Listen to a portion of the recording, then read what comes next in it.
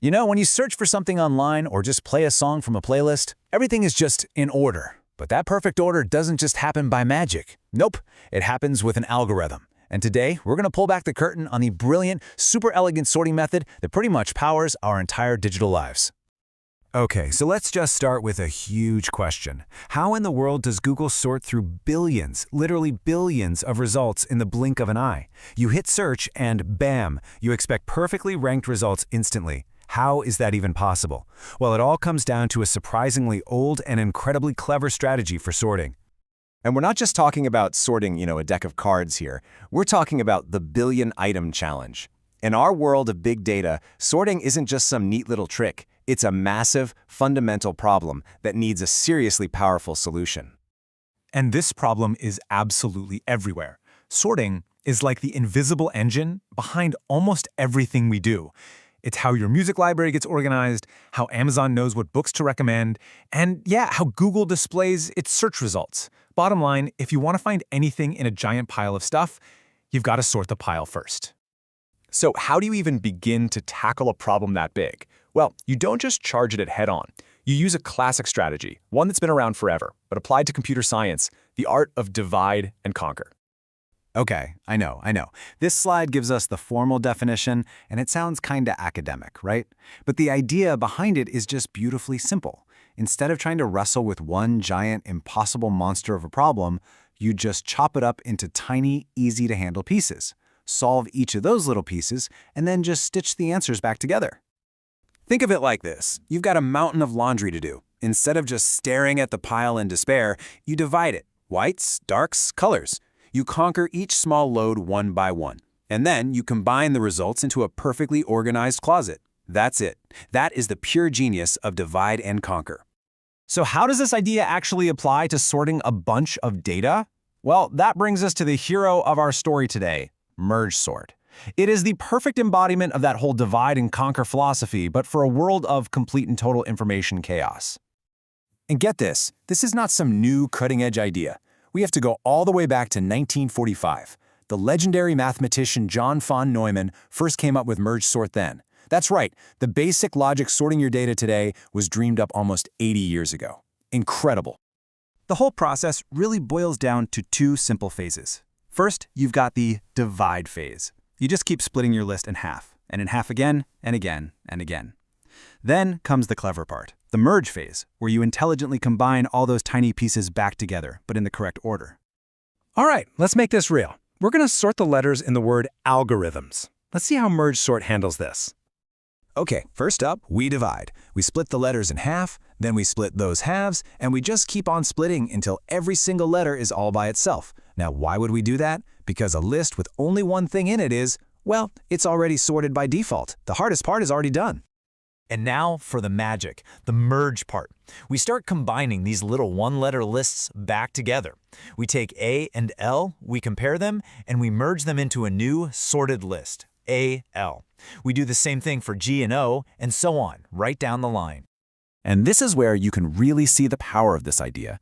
We just keep repeating that same simple step, merging our small sorted lists into slightly bigger sorted lists. So our sorted A, L list merges with our sorted G, O list to become A, G, L, O.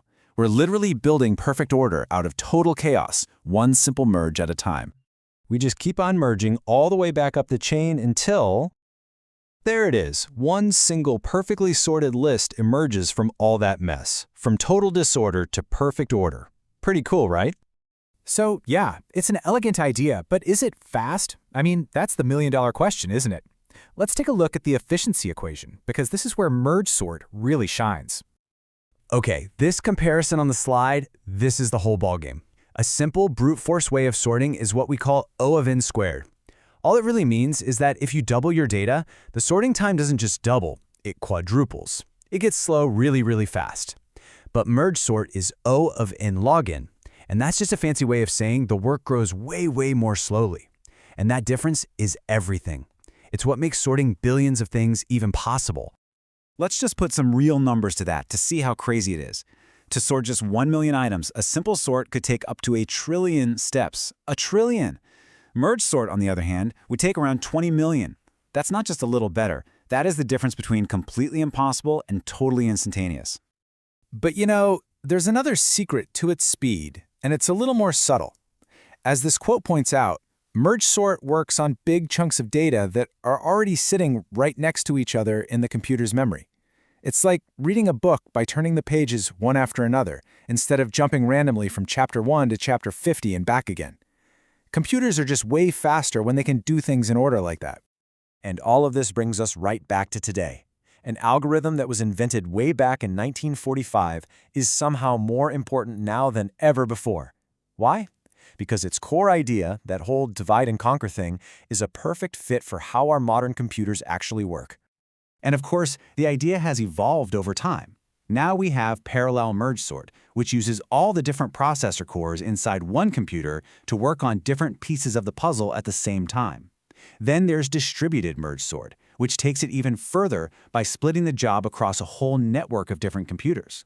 That's how you get to Google-scale sorting. And all of this leads us to a super clever modern algorithm called timsort. It's a hybrid. It starts with the power of Mergesort, but it adds a really smart twist. It actually scans the data first, looking for little sections that are already sorted by chance. It calls them runs. By finding and taking advantage of these little pockets of order, it can be even faster on real-world data.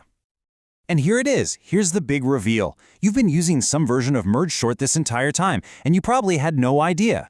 It is literally baked into the DNA of the world's most popular software, from Python and Java to the Android operating system that's probably in your pocket right now. It's just an incredible story when you think about it. An idea that was dreamed up in the age of computers that filled entire rooms, based on a timeless strategy, is now the invisible force that brings order to our crazy, chaotic digital lives. So this leaves us with one last big question to chew on. The divide and conquer strategy gave us an amazing solution to sorting more than 75 years ago. It makes you wonder, right? What other giant, seemingly impossible problems out there are just waiting for this same elegant approach to break them down piece by piece and finally solve them?